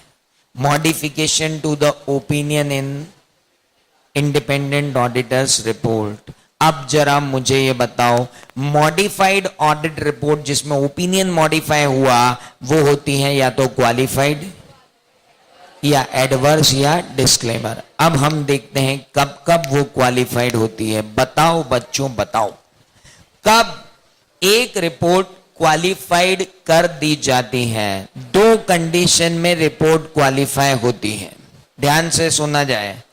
जब ऑडिटर के पास sufficient and appropriate audit evidence होता है कि फाइनेंशियल स्टेटमेंट में मटेरियल मिसस्टेटमेंट है, और वो मैटर मटेरियल तो है लेकिन परवेसिव नहीं है, तब हम देते हैं कौन सी रिपोर्ट? क्वालिफाइड। और दूसरा भी क्वालिफाइड देते हैं, जब ऑडिटर के पास sufficient and appropriate audit evidence नहीं है, that financial statement are free from material misstatement, और जो मैटर है वो मटेरियल तो है लेकिन, तो वो क्या देता है? Qualified opinion. एडवर्स ओपिनियन कब देता है? जब ऑडिटर के पास sufficient and appropriate audit evidence होता है कि जो मैटर है कि फाइनेंशियल स्टेटमेंट मिसस्टेटेड है, और जो मैटर है वो मटेरियल होने के साथ साथ परवेसिव भी है। और परवेसिव मतलब अपन ने समझा था, रायता फैल गया, बहुत बढ़िया, सब याद है ना लायक। Now that is called pervasive. अगर आप sufficient and appropriate audit evidence नहीं ले पा रहे हो, that financial statement are free from material misstatement, और मैटर बहुत ही परवेसिव है, तो हम बोलते हैं डिस्क्लेमर। याद आया? एक एंटिटी की बैलेंस शीट में इन्वेंट्री दिख रही है 5 करोड़ की, फिक्स एसेट दिख रही है 50 लाख की, कैश इन हैंड है 2 लाख, तो 5 करोड़ 52 लाख की टोटल बैलेंस शीट है। और जो 5 करोड़ की इन्वेंट्री है, अगर वो पूरी की पूरी मिसस्टेटेड है तो हम कहेंगे एडवर्स दो, क्योंकि मैटर मटेरियल भी है और परवेसिव भी। और अगर आपको एग्जिस्टेंस ही पता नहीं चल रहा है कि वो है या नहीं है, तो फिर हम बोलेंगे डिस्क्लेमर दो, क्योंकि आइटम मटेरियल भी है और परवेसिव भी। लेकिन अगर ये 5 करोड़ 52 लाख की बैलेंस शीट होने की बजाय बाकी सारी चीजें भी बहुत ज्यादा होती और इन्वेंट्री थोड़ी कम होती, तो हम इसी जगह जहां हमने एडवर्स और डिस्क्लेमर दिया है, इसके बजाय हम क्या देते हैं? क्वालिफाइड और क्वालिफाइड। क्वालिफाइड दो तरीके की होती है, एक sufficient and appropriate audit evidence नहीं मिला, वो आइटम मटेरियल तो है लेकिन pervasive. Sufficient and appropriate audit evidence मिला, दैट आइटम इज मिसस्टेटेड, और वो मटेरियल तो है, परवेसिव नहीं है। एक दूसरा, sufficient and appropriate audit evidence नहीं मिला कि item true and fair view दे रहा है, लेकिन वो आइटम मटेरियल तो है लेकिन परवेसिव। ये बात समझ में आ सकती है, याद आ जाना चाहिए, जो हमने 705 की एक पूरी टेबल बनाई थी। नाउ इसके बाद एक और चीज थी कि कई बार ऐसा होता है कि आप क्या करते हैं, कई बार ऐसा होता है कि ऑडिटर रिपोर्ट को मॉडिफाई तो करता है लेकिन ओपिनियन बिना छेड़े ऐसा कब होता है? इसके लिए आता है SS 706, जो हमको कहता है emphasis of the matter para and emphasis of the other matter para in the auditor's report. सबसे पहले आता है emphasis of the matter para क्या होता है? सबसे पहला emphasis of the matter para का genesis ये है that something which is written exactly and to the point in accordance with financial reporting framework. Item कोई मैटर ऐसा है जो फाइनेंशियल स्टेटमेंट में बिल्कुल वैसा ही लिखा है जैसा फाइनेंशियल रिपोर्टिंग फ्रेमवर्क चाहता है, लेकिन ऑडिटर चाहता है कि इस मैटर को मैनेजमेंट, इस मैटर को users of the financial statement तक पहुंचाया जाए। तो हम वो ऑडिटर क्या करता है, ओपिनियन पैराग्राफ के नीचे, ओपिनियन पैराग्राफ के ऊपर या नीचे, ओपिनियन पैराग्राफ के नीचे एक पैराग्राफ इंसर्ट करता है जिसे कहा जाता है एम्फेसिस ऑफ मैटर पैरा। कहां इंसर्ट करते हैं इसको? ओपिनियन पैराग्राफ के नीचे और स्टैट्यूटरी रिस्पॉन्सिबिलिटी पैराग्राफ के ऊपर। जब भी हम इसे इंसर्ट करते हैं इसे हम क्या कहते हैं? Emphasis of the matter para. लेकिन अगर ऑडिटर ऐसा चाहता है कि उसकी जो ऑडिट प्रोसीजर्स उसने लगाई हैं उनके बारे में, या उसने जो ऑडिट रिपोर्ट दी है उनके बारे में, या उसने कोई प्रोसीजर लगाई है उसके बारे में कोई क्लैरिफिकेशन वो देना चाहता है, तो वो एक emphasis of the matter para के अलावा वो emphasis of other matter para item डालता है। एम्फेसिस ऑफ मैटर पैरा और अदर मैटर पैरा में अंतर क्या है? मैटर पैरा में वो आइटम्स आते हैं जो फाइनेंशियल स्टेटमेंट में ऑलरेडी डिस्क्लोज्ड और प्रेजेंटेड होते हैं, जबकि अदर मैटर पैरा में वो आइटम्स आते हैं जिनका फाइनेंशियल स्टेटमेंट से कोई लेना देना नहीं होता। उनका लेना देना ऑडिटर की रिस्पॉन्सिबिलिटीज से होता है। That was SS 706। Then came SS 710 comparatives. जब भी फाइनेंशियल स्टेटमेंट के अंदर करंट ईयर के फिगर दिए जाते हैं, साथ में प्रीवियस ईयर के फिगर्स भी दिए जाते हैं, और जब साथ में प्रीवियस ईयर्स के फिगर्स दिए जाते हैं तो उनको कहते हैं comparative financial information. Comparative financial information देने के दो तरीके हैं, या तो आप करस्पॉन्डिंग फिगर्स दें, यानी प्रीवियस ईयर के कॉलम में सारी चीजें दें, या फिर आप सेपरेट फाइनेंशियल स्टेटमेंट जोड़ दें। इंडिया में करस्पॉन्डिंग फिगर्स अपनाए जाते हैं, करस्पॉन्डिंग फाइनेंशियल स्टेटमेंट नहीं अपनाए जाते। ऑडिटर की ड्यूटी है कि ऑडिटर ये देखे कि कंपैरेटिव फाइनेंशियल इंफॉर्मेशन जो दी गई है वो फाइनेंशियल रिपोर्टिंग फ्रेमवर्क के हिसाब से है और उसमें कोई मिस स्टेटमेंट नहीं, उसमें कोई भी मिस स्टेटमेंट नहीं है। एक बात। दूसरी बात, ऑडिटर को यह भी देखना चाहिए दैट जो डिस्क्लोजर्स हैं वो प्रॉपरली किए गए हैं या नहीं। इन सबको देखने के बाद ऑडिटर को यह देखना चाहिए कि प्रीवियस ईयर की ऑडिट रिपोर्ट जो है वो क्वालिफाइड तो नहीं है। अगर वो अदर देन अनक्वालिफाइड हुई तो इस मैटर को मैनेजमेंट के सामने रखना होगा, मैनेजमेंट को कहना होगा कि आप जो है अपनी रिपोर्ट को जो गलतियां पिछले साल हुई हैं उन्हें सुधारें, नहीं तो मैं इस साल की रिपोर्ट को भी क्या कर दूंगा? क्वालिफाई। यानी अगर मैनेजमेंट मना कर देता है कि हम पिछले साल की गलतियों को नहीं सुधारेंगे, तो इस साल जो मैं क्वालिफिकेशन ड्राफ्ट करूंगा उस क्वालिफिकेशन में मैं दोनों चीजें रखूंगा। पहला क्या रखूंगा? प्रीवियस ईयर के फिगर की क्वालिफिकेशन और इस ईयर के फिगर की क्वालिफिकेशन भी। और अगर मैनेजमेंट सुधार देता है तो I will give unqualified audit report. इसके बाद आता है आखिरी स्टैंडर्ड 720, जिसका नाम है responsibility of auditor in relation to other information in document containing audited financial statements. ऐसे कौन से डॉक्यूमेंट होते हैं जो ऑडिटेड फाइनेंशियल स्टेटमेंट को कंटेन करते हैं, हम उन्हें कहते हैं क्या? Annual reports. जब भी हम किसी की कंपनी की एनुअल रिपोर्ट देखते हैं, उसमें एनुअल फाइनेंशियल स्टेटमेंट के अलावा भी बहुत सारी बातें कही जाती हैं। ऑडिटर की रिस्पॉन्सिबिलिटी है कि वो उन बातों पर भी बात करे। ऑडिटर की रिस्पॉन्सिबिलिटी है कि वो उन बातों पर भी बात करे और देखे, उन्हें चेक करे। अगर लगता है कि अदर इंफॉर्मेशन जो दी गई है वो ऑडिटर के ओपिनियन को डायरेक्टली अफेक्ट कर रही है, जैसे अगर मैं किंगफिशर की बैलेंस शीट में लिख रहा हूं कि गोइंग कंसर्न अजम्पशन इनअप्रोप्रिएट है और उधर बोर्ड ऑफ डायरेक्टर की रिपोर्ट में वो दिखा रहे हैं कि हम तो और बढ़ा रहे हैं बिजनेस को, ऐसा कॉन्ट्राडिक्टरी अगर हुआ तो फिर ऑडिटर जो है अपनी रिपोर्ट को क्वालिफाई कर देगा। That was simple as SA 720। So here we finish all the standards on auditing. 700 की नाम नंबर SA 700, इसके नाम आपको अच्छे से याद नहीं है, मैं बता देता हूं। 500 तक तो अच्छे से याद है, लेकिन 700 में आप गड़बड़ करते हो। 700 का नाम, पहले का नाम क्या है?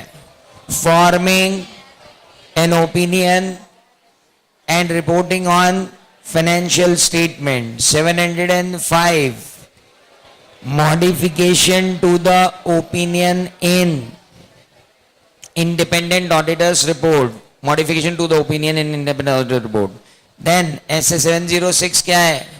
emphasis of the matter para and other matter para in independent auditors report. SA 710 क्या है?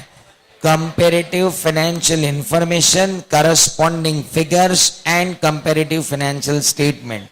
उसके बाद है 720 जो अभी हमने देखा। ये है स्टैंडर्ड ऑन ऑडिटिंग जो कल आपके पेपर का कम से कम परसों आपके ऑडिटिंग के पेपर का कम से कम 40 से 45 मार्क्स को कवर करेगा।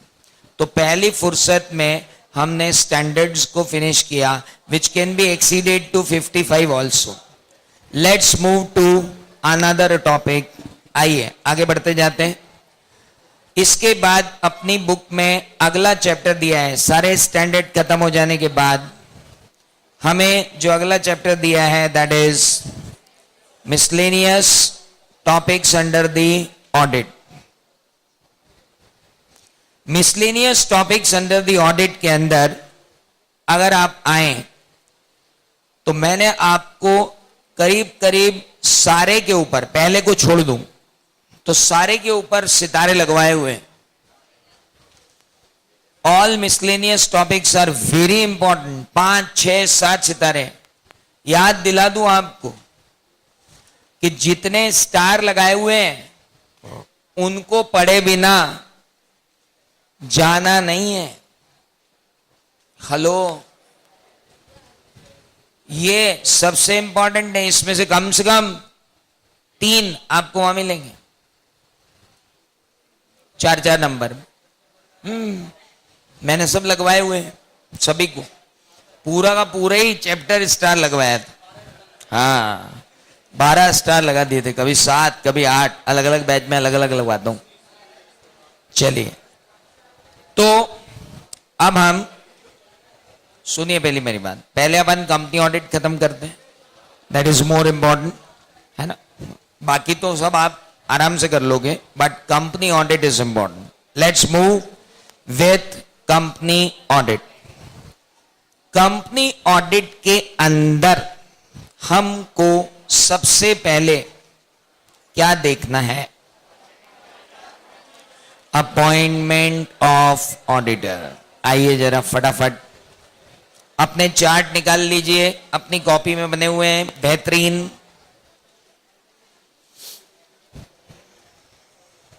कॉपी नहीं है तो कोई बात नहीं, बुक आप लेके आए। हालांकि मैंने आपसे 1.5-2 महीने पहले बोला था कि आओ तो कॉपी लेते हुए आ जाना, पर अब आप भूल गए तो कोई बात नहीं। चलिए, नाउ सेक्शन 139 से शुरू होता है अपॉइंटमेंट ऑफ ऑडिटर। चलिए जल्दी से फिल इन द ब्लैंक्स करते जाइए। आपको सब कुछ समझ में आएगा और याद आएगा, ये तो अपना दावा है। सेक्शन 139 सब सेक्शन 6 से होता है फर्स्ट ऑडिटर का appointment. First auditor shall be appointed by board of director with in 30 days of date of incorporation of the company, and if it is not done, then it shall be appointed by shareholder within 90 days, यानी total 90 plus total कितना हुआ। लेकिन अगर यही appointment government company के auditor का करना हो तो 139 सबसेक्शन 7 उसके अंदर फर्स्ट ऑडिटर का अपॉइंटमेंट कौन करेगा? Controller and auditor general of India within 60 days of date of incorporation of the company. अगर उन्होंने नहीं किया तो board of director within next, और अगर बोर्ड ऑफ डायरेक्टर ने भी नहीं किया तो share holder with in next 60 days। 60 plus 60 plus 30 total 150 days के अंदर कंपनी ऑडिटर का अपॉइंटमेंट हो जाना चाहिए। Hello, very good. आगे बढ़ते हैं। सबसीक्वेंट ऑडिटर का अपॉइंटमेंट अगर करना है तो कौन सी सेक्शन में जाना पड़ेगा? 139 subsection 1 other than government company में। 139(1) कहती है हर कंपनी को हर कंपनी को फर्स्ट एनुअल जनरल मीटिंग में ऑडिटर या ऑडिटर्स का अपॉइंटमेंट करना पड़ेगा जो छठी एनुअल जनरल मीटिंग तक के कंक्लूजन तक ऑडिटर रहेगा। लेकिन हर साल annual general meeting, intervening annual general meeting में रिजोल्यूशन पास करके उसका रेटिफिकेशन करना पड़ेगा। अगर रेटिफिकेशन किसी साल नहीं हुआ तो मान लिया जाएगा कैजुअल वैकेंसी हो गई है। ये टॉपिक तो आप है ना सब पढ़ के बैठे हो, आपको स्टैंडर्ड ऑन ऑडिटिंग है ना वही आपने नहीं पढ़े थे। ये इतनी भीड़ सिर्फ उसी लिए थी, मैं समझ गया। देन कम्स, अच्छा इसलिए भी थे क्या? ओके नाउ कुछ नहीं, ऐसी आवाजें निकाली कुछ गॉडजिला टाइप, तो मैंने कहा अच्छा बताने आए हो कि हम अभी भी गॉडजिला इंसान नहीं बने। ओके पढ़ाऊं? हाँ पढ़ाई तो रहा हूं। नाउ तुमने ही देर की, अब 6:15 बजे चालू किया है तो 9:15 तक तो जाएगा। नाउ जाने दो ना, यू में गो। अरे कोई भी कभी भी जा सकता है, ऐसा कोई जल्दी नहीं है, मैं तो बैठा हूं। नाउ हम जो बात कर रहे थे, अरे नहीं तुमको भी मालूम है मुझे कितना पढ़ाने का शौक है। नाउ 139 सबसेक्शन 1 के अंदर 5th annual general meeting, 6th annual general meeting में फिर एक ऑडिटर अपॉइंट होगा जो 6 से लेकर फिर 5 एनुअल जनरल मीटिंग क्रॉस करके जाएगा। अब हमने पढ़ा था नॉर्मली तो एक कोई नॉर्मल कंपनी हो तो उसमें तो ऑडिटर हर 5 साल बाद बदल जाएगा। लेकिन अगर कोई ऐसी कंपनी है जो स्पेसिफाइड कंपनी है, स्पेसिफाइड कंपनी की थ्रेशोल्ड लिमिट हमने ली थी, अगर वो लिस्टेड कंपनी है तो हेलो, दूसरा अगर लिस्टेड नहीं है लेकिन पब्लिक कंपनी है तो अगर उसका क्या पेड अप शेयर कैपिटल कितना हो, पेड अप शेयर कैपिटल या paid up share capital plus reserve, paid up share capital कितनी हो 10 करोड़ से ज्यादा, और अगर प्राइवेट कंपनी हो तो 20 करोड़ से ज्यादा हो, ठीक है। और अगर उसकी borrowing from financial institution and banks कितनी हो 50 करोड़, और अगर प्राइवेट कंपनी हो तो सभी के लिए 50, बहुत बढ़िया। तो सभी के लिए अगर 50 करोड़ से ज्यादा है तो ऐसे केस में अगर इंडिविजुअल फर्म है तो आपको अपॉइंटमेंट करना पड़ेगा मैक्सिमम 5 इयर्स के एक टर्म के लिए, और अगर फर्म है तो वहां पर 2 टर्म ऑफ 5 इयर्स रह सकते हैं, प्रोवाइडेड कि टर्म चेंज होने के बाद जो नया ऑडिट फर्म आ रहा है उसमें कोई भी ऐसा पार्टनर नहीं होना चाहिए जो प्रीवियस फाइनेंशियल ईयर में रिटायरिंग फर्म का पार्टनर हो। याद आया? और एग्जिस्टिंग फर्म जो 1/4/2014 से इन रोटेशन को फॉलो करेगी, इसे कहते हैं एक्सटर्नल रोटेशन, अगर इस रोटेशन को फॉलो करेगी तो उसे ग्रेस पीरियड दिया गया था कितने साल का?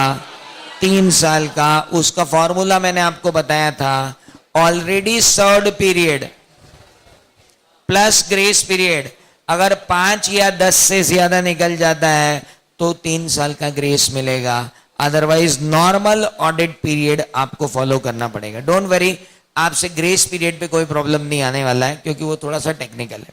लेकिन अब बात करें कि क्या एक ऑडिटर को रीअपॉइंट किया जा सकता है?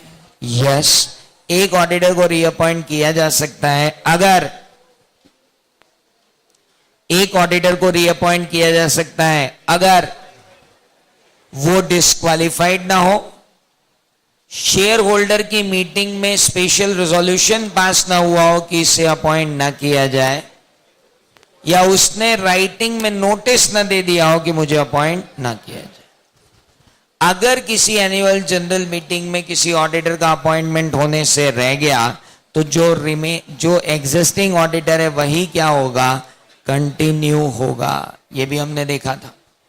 इसके बाद हमने देखा था अगर कंपनी के आर्टिकल्स ऑफ एसोसिएशन ये कहें कि जॉइंट ऑडिटर का अपॉइंटमेंट होना चाहिए तो जॉइंट ऑडिटर का अपॉइंटमेंट होगा, और अगर कंपनी के आर्टिकल्स ऑफ एसोसिएशन कहें तो इंटरनल रोटेशन भी हो सकता है। इंटरनल रोटेशन का मतलब, what we mean by internal rotation, firm के अंदर ही पार्टनर्स और एंगेजमेंट टीम चेंज होगी। इसके बाद हमने पढ़ा C&AG के यहां पर सब्सिक्वेंट ऑडिटर का अपॉइंटमेंट, गवर्नमेंट कंपनी के केस में सब्सिक्वेंट ऑडिटर का अपॉइंटमेंट करते हैं controller general of India within 180 days from the commencement of financial year, और उस ऑडिटर का कार्यकाल कहां तक होता है? नेक्स्ट AGM के कंक्लूजन तक। ये फर्क है दोनों में। इसके बाद हम आए थे, एक ऑडिटर को अगर रिमूव करना हो तो हम उस ऑडिटर को रिमूव कैसे करेंगे? तो हमने कहा था पहले ये बताओ कि before expiry of the term है कि आफ्टर। अगर before expiry of the term है तो सबसे पहले आपको सेंट्रल गवर्नमेंट से प्रायर अप्रूवल लेना पड़ेगी। सेंट्रल गवर्नमेंट से प्रायर अप्रूवल ले लेने के बाद आपको एक एक्स्ट्राऑर्डिनरी जनरल मीटिंग बुलानी पड़ेगी और उसके बाद उसमें स्पेशल रेजोल्यूशन पास करना पड़ेगा। लेकिन ऐसा स्पेशल रेजोल्यूशन पास करने से पहले अपॉर्चुनिटी ऑफ बीइंग हर्ड दिया जाना जरूरी रहेगा ऑडिटर को। This is known as what? Removal of auditor under section 140 subsection 1। अगर आपको एक ऑडिटर को एनुअल जनरल मीटिंग में हटाना है तो सबसे पहले स्पेशल नोटिस लगेगा। After expiry of the term लेना है तो स्पेशल नोटिस लगेगा। वो शेयर होल्डर देता है किसको? कंपनी को, वो भी एनुअल जनरल मीटिंग से 14 दिन पहले। जैसे ही ये नोटिस कंपनी को रिसीव होगा, कंपनी इसकी एक कॉपी भेजेगी किसको? ऑडिटर को, और ऑडिटर अगर चाहे तो अपना स्टेटमेंट कंपनी को दे सकता है। कंपनी को उस स्टेटमेंट को सर्कुलेट करना पड़ेगा सारे मेंबर को। अगर सर्कुलेट नहीं कर पाई तो ऑडिटर को यह राइट रहेगा कि वो एनुअल जनरल मीटिंग में अपने स्टेटमेंट को पढ़कर सुनाए। लेकिन अगर ऑडिटर ने इस मौके का बेजा फायदा उठाने की कोशिश की तो कंपनी को बदनाम करने की कोशिश की तो कंपनी जा सकती है कहा? नेशनल कंपनी लॉ ट्रिब्यूनल में, और जा करके ये कह सकती है कि इस ऑडिटर को ये करने से रोका जाए। तब उस ऑडिटर को करने से रोका जा सकता है। कैजुअल वैकेंसी भी हो जाती है ऑडिटर के ऑफिस में। कैजुअल वैकेंसी 2 प्रकार की होती है, एक रेजिग्नेशन और एक अदर देन रेजिग्नेशन। अगर other than resignation casual vacancy होती है तो बोर्ड ऑफ डायरेक्टर को उस कैजुअल वैकेंसी को फिल कर देना चाहिए कितने दिन में? With in 30 days. और अगर वो ना कर पाए तो कुछ नहीं होगा। चले मत जाना आगे तक।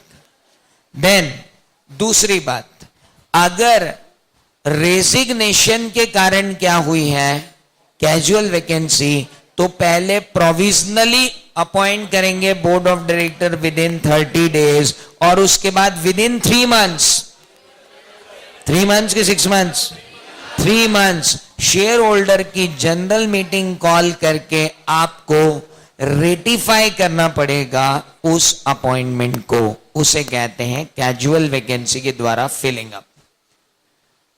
एनसीएलटी भी जो है ऑडिटर को रिमूव कर सकती है अगर सेंट्रल गवर्नमेंट की तरफ से अगर ये इंफॉर्मेशन आती है या किसी की कंप्लेन आती है कि ऑडिटर ने डायरेक्टर और एम्प्लॉइज के साथ मिलकर फ्रॉड किया है, तो एनसीएलटी ऑडिटर को बदल सकती है। अगर एनसीएलटी ने उस ऑडिटर को बदला तो अगले 5 साल तक वो किसी भी कंपनी में अपॉइंट नहीं हो सकता है। That was removal. इसके बाद हम आए qualifications and disqualifications of auditor पर, और हमने जबरदस्त तरीके से पढ़ा क्वालिफिकेशन एंड डिसक्वालिफिकेशन, जिसके अंदर हमने देखा सेक्शन 141 सबसेक्शन 1 वो था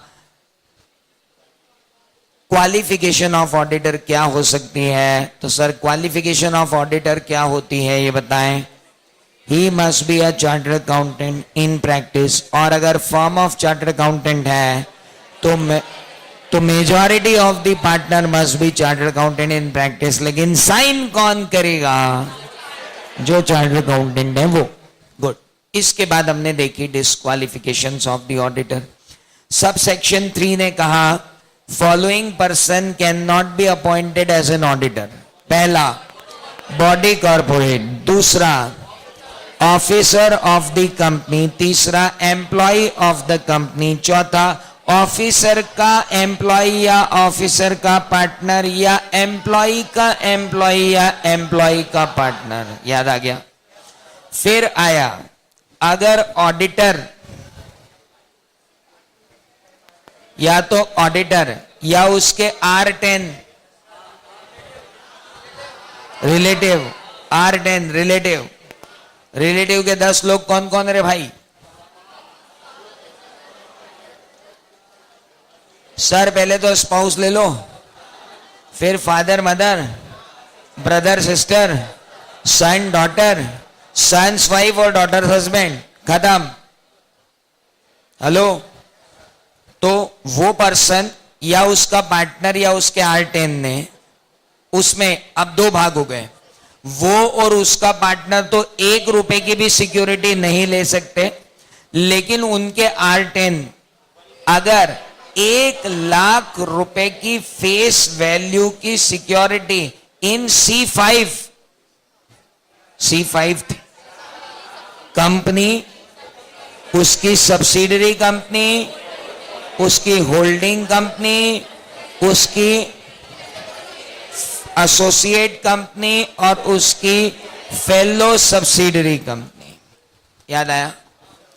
इनमें 1 लाख रुपए से ज्यादा की फेस वैल्यू के शेयर नहीं रख सकते, सिक्योरिटी नहीं रख सकते। सिक्योरिटी में शेयर डिबेंचर सब आते हैं।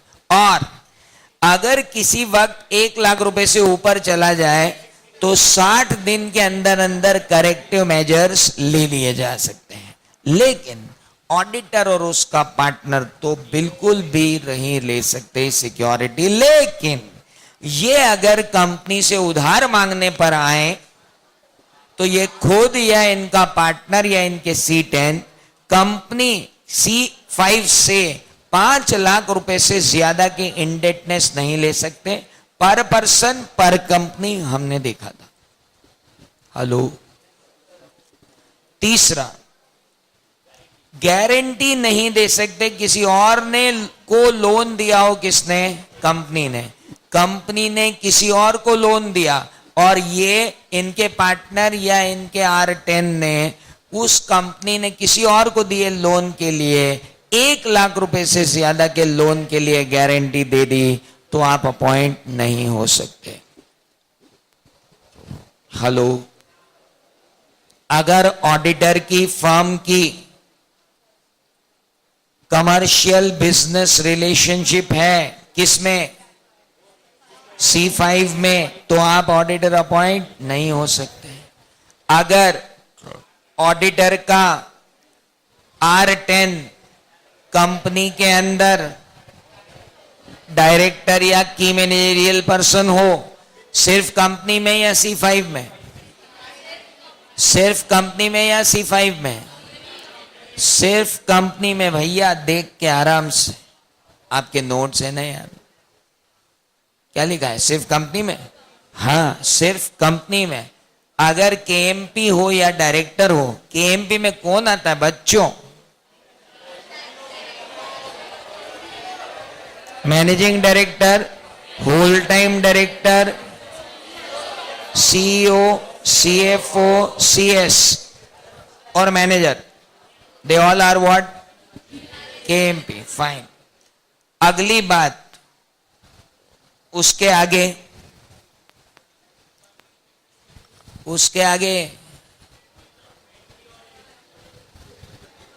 अगर ऑडिटर ने पहले से 20 से ज्यादा पब्लिक कंपनीज का ऑडिट ले रखा है या ऐसी प्राइवेट कंपनीज का ऑडिट ले रखा है जिनकी paid up share capital 100 crore से ऊपर है, हेलो, तो वो ऑडिटर अपॉइंट नहीं हो सकता। उसके बाद अगर ऑडिटर को कन्विक्ट किया गया था by court for any offence, hello, तो he can not be appointed as an auditor. कब तक, 10 साल तक ही कैन नॉट बी, अगर फाइनेंशियल फ्रॉड के अंदर गया तो। इसके बाद अगली बात जो डिस्क्वालिफिकेशन की आती है वो क्या, अगर सेक्शन 144 का नॉन कंप्लायंस किया तो ऑडिटर अपॉइंट नहीं हो सकता। सेक्शन 144 क्या थी, अगर आप ऑडिट फर्म हो तो आपकी एसोसिएट फर्म और आप डायरेक्टली या इनडायरेक्टली C3, यहां पे C5 नहीं है, C3 आ गए, कंपनी होल्डिंग या सब्सिडरी को फॉलोइंग सर्विसेज नहीं दे सकते हो। कौन कौन सी सर्विसेज नहीं दे सकते हो, पहला accounting, book keeping, internal auditing, portfolio management, merchant banking services, actuary services, outsourcing financial services and investment banking services. You cannot give these kind of services, but इनके अलावा टैक्स कंसल्टेंसी सर्विस देना है तो आप दे सकते हो, लेकिन उसके लिए बोर्ड ऑफ डायरेक्टर या ऑडिट कमेटी जो भी होगा रिस्पेक्टिव, उनसे आपको पहले क्या लेनी पड़ेगी, prior approval, then only. These are known as qualifications and disqualification of auditor. इसके बाद हम आए थे राइट्स ऑफ द ऑडिटर। सबसे पहला राइट ऑडिटर का था, the first right of the auditor is right to access books of, जो दिया था सेक्शन 143 सबसेक्शन 1 में। दूसरी बात आई, राइट्स ऑफ द ऑडिटर में पहला था सेक्शन 143 सबसेक्शन 1, उसके बाद था right to access books of account, उसी में था right to access to employees and officers of the company, उसी के अंदर था तीसरा राइट ना। उसके बाद हम आए थे अगले राइट पर, और अगला राइट था राइट टू रिसीव रेम्यूनरेशन। उसके बाद हम आए थे अगले राइट पर, जो राइट था right to be heard at general meeting, जब उसे हटाया जाता है।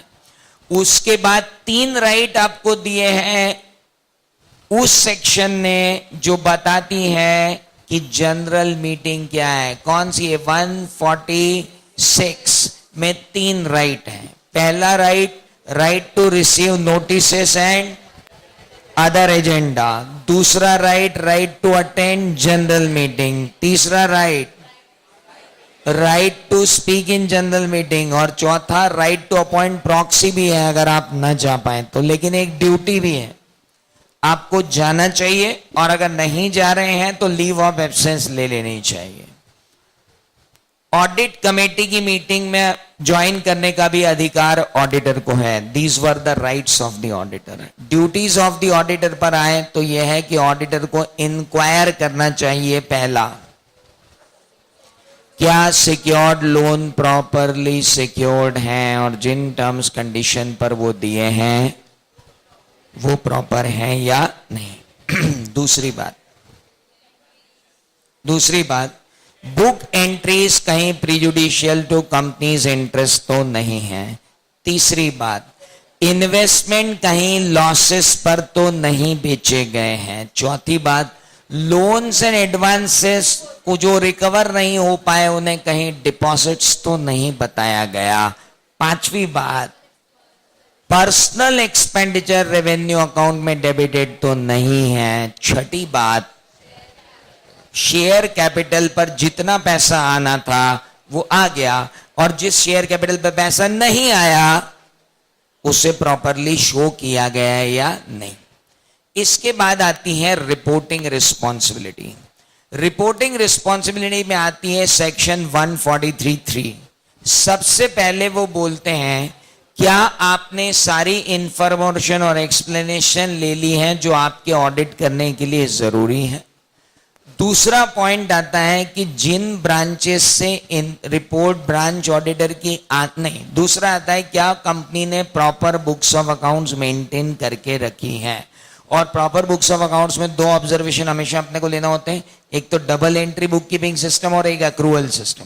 Okay, proper books of accounts company ने मेंटेन करके रखे हैं या नहीं। तीसरी बात जो ऑडिटर देखता है, और वो क्या देखता है कि क्या ब्रांचेस से सारी रिपोर्ट उसके पास आ गई है। चौथा, क्या बैलेंस शीट मतलब financial statement books of account से कंप्लाई करते हैं। क्या अकाउंटिंग स्टैंडर्ड्स फॉलो किए गए हैं जब फाइनेंशियल स्टेटमेंट्स बने हैं। कोई adverse functioning of the company अगर हो तो एनुअल जनरल मीटिंग में पढ़कर सुनाई जाए। क्या कोई डायरेक्टर डिस्क्वालिफाइड है अंडर सेक्शन 164 सबसेक्शन 2। और उसके बाद बात की गई कि इंटरनल फाइनेंशियल कंट्रोल प्रॉपर है या नहीं। ये थी कौन सी रिपोर्ट, मेन ऑडिट रिपोर्ट। इसके बाद आई कारो, that is company auditors report order. कारो किसके ऊपर एप्लीकेबल है, ये मई 2016 में परसों जो एग्जाम देने जा रहे हैं उनके लिए कारो है। कृपया अगर आप इसे मई 2016 के बाद सुन रहे हैं तो स्क्रैप कर दें, क्योंकि अब कारो 2016 आ गई है, हम पढ़ रहे हैं कारो 2015 नाउ। सो जल्दी से पास हो जाओ। खैर फाइनल में तो पढ़ना ही है कारो 2016। सो वी आर एट कारो 2015। कारो किस पर एप्लीकेबल होती है, Caro applies to every company including foreign company but not applicable to banking company, insurance company, section 8 company and private company which is not having paid up share capital plus reserves more than 50 lakhs. Second, loan from bank and financial institution more than 25 lakh. And third, turnover more than 5 crores. Hello, ये अगर threshold cross नहीं की तो इस पे कारो नहीं लगेगी, अदरवाइज कारो लगेगी। कारो में रिपोर्ट क्या करना है, सबसे पहले रिपोर्ट ये करना है अबाउट द फिक्स असेट। क्या fix asset record properly maintain किए गए हैं? एक बात, फिक्स असेट रिकॉर्ड जो प्रॉपरली मेंटेन किए गए हैं उनमें क्वांटिटेटिव डिटेल और लोकेशन ऑफ फिक्स असेट है। तीसरी बात, क्या मैनेजमेंट ने रेगुलर इंटरवल पर फिजिकल वेरिफिकेशन किया? और चौथी बात, क्या उन्हें जो डिस्क्रिपेंसी मिली उन्हें अकाउंट फॉर कर दिया या नहीं? दूसरा आया इन्वेंट्री। इन्वेंट्री में भी चार बातें, क्या मैनेजमेंट ने रेगुलर इंटरवल पर फिजिकल वेरिफिकेशन किया? क्या फिजिकल वेरिफिकेशन के लिए जो प्रोसीजर अपनाई गई वो सही थी? क्या फिजिकल वेरिफिकेशन जो किया गया उनमें मटेरियल डिस्क्रिपेंसीज मिली? और क्या इन्वेंट्री के रिकॉर्ड्स प्रॉपर हैं? तीसरा है सेक्शन 180 पार्टीज को क्या 189 सॉरी, क्या 189 पार्टीज को कोई लोन दिए गए हैं? सेक्शन एक minute let me clarify you. कितनी कौन कौन सी पार्टी कहां कहां आती है? देखो, सेक्शन 184 होती है, 188 होती है। 184 और 188 में जो ट्रांजैक्शंस होते हैं उनकी रिकॉर्डिंग 189 में होती है। तो there is a register to be maintained under section 189। उस 189 रजिस्टर के अंदर जो रिलेटेड पार्टीज होती हैं डायरेक्टर की, क्या उन्हें कोई लोन ग्रांट किया गया है? एक, अगर लोन ग्रांटेड है तो क्या उसकी रिकवरी प्रॉपर है? और अगर रिकवरी प्रॉपर नहीं है और 1 लाख रुपए से ऊपर की आउटस्टैंडिंग है तो क्या उस पर रीजनेबल स्टेप्स लिए गए हैं? That was relating to loans. उसके बाद हम और आगे बढ़े एंड देन इंटरनल कंट्रोल। क्या purchase of fix asset and inventory और sale of goods and services पर प्रॉपर इंटरनल कंट्रोल है? क्या major weakness in internal control आपको मिली? और अगर major weakness in internal control है तो क्या उसे प्रॉपरली एड्रेस कर दिया गया है? उसके बाद अगला पॉइंट आया पब्लिक डिपॉजिट्स। क्या पब्लिक डिपॉजिट्स पे सेक्शन 73 से लेकर 76 तक कंप्लाई हुई? क्या आरबीआई की guidelines, deposit regulations properly follow किए गए? अगर कोई नोटिस रिसीव हुआ है किसी कोर्ट से, किसी ट्रिब्यूनल से, कहीं से, तो उस पर कंपनी ने प्रॉपर एक्शन लिया या नहीं? इसके बाद आया नेक्स्ट कॉस्ट रिकॉर्ड्स। क्या कंपनी को जिन्हें कॉस्ट रिकॉर्ड मेंटेन करने की जरूरत है उन्होंने प्रॉपरली कॉस्ट रिकॉर्ड मेड और मेंटेन किए हैं? उसके बाद आया स्टैट्यूटरी ड्यूज। स्टैट्यूटरी ड्यूज में एक चार्ट बनाया था। क्या कंपनी स्टैट्यूटरी ड्यूज पेमेंट करने में रेगुलर रही? हाँ, चार्ट खत्म। अगर नहीं रही तो फिर दो बातें होंगी कि क्या डिस्प्यूटेड है या अनडिस्प्यूटेड है। अगर अनडिस्प्यूटेड है तो फिर दो बातें होंगी, क्या बैलेंस शीट डेट पर मोर देन 6 मंथ्स है? अगर बैलेंस शीट डेट पर मोर देन 6 मंथ्स है तो रिपोर्ट करो, नहीं तो मत करो, सिर्फ ये रिपोर्ट करो कि रेगुलर नहीं है। अगर डिस्प्यूटेड ड्यूज है तो आपको पूरी डिटेल देनी पड़ेगी, किस ईयर का है, किस डिपार्टमेंट का है, क्या अमाउंट है, that detail has to be given. इसके बाद अगला पॉइंट आता है सिक कंपनीज। क्या कंपनीज के एक्यूमुलेटेड लॉसेस उसकी 50% ऑफ नेटवर्थ के बराबर या उससे ऊपर चले गए हैं? अगर लॉसेस उससे ऊपर चले गए हैं तो आपको रिपोर्ट करना पड़ेगा कि करंट ईयर में कोई कैश लॉसेस हैं या प्रीवियस ईयर में कोई कैश लॉसेस हैं। इसके बाद अगला पॉइंट आया था, क्या बैंक और फाइनेंशियल इंस्टीट्यूशन और डिबेंचर होल्डर से लिए गए लोन्स प्रॉपरली चुका दिए गए हैं या नहीं? उसके बाद अगला पॉइंट आया, दैट इज अबाउट गारंटी। क्या कंपनी ने कोई तीसरे पक्षकारों के लिए कोई गारंटी दी और बैंक और फाइनेंशियल इंस्टीट्यूशन को, और क्या वो गारंटी की terms and condition against the company है? और उसके बाद आया टर्म लोन, जिस पर्टिकुलर पर्पस के लिए टर्म लोन लिए गए थे, क्या वो टर्म लोन उस पर्पस को फुलफिल करते हैं या नहीं। और उसके बाद आया फ्रॉड, क्या कंपनी पर किसी ने या कंपनी ने किसी पर कोई फ्रॉड किया, अगर किया है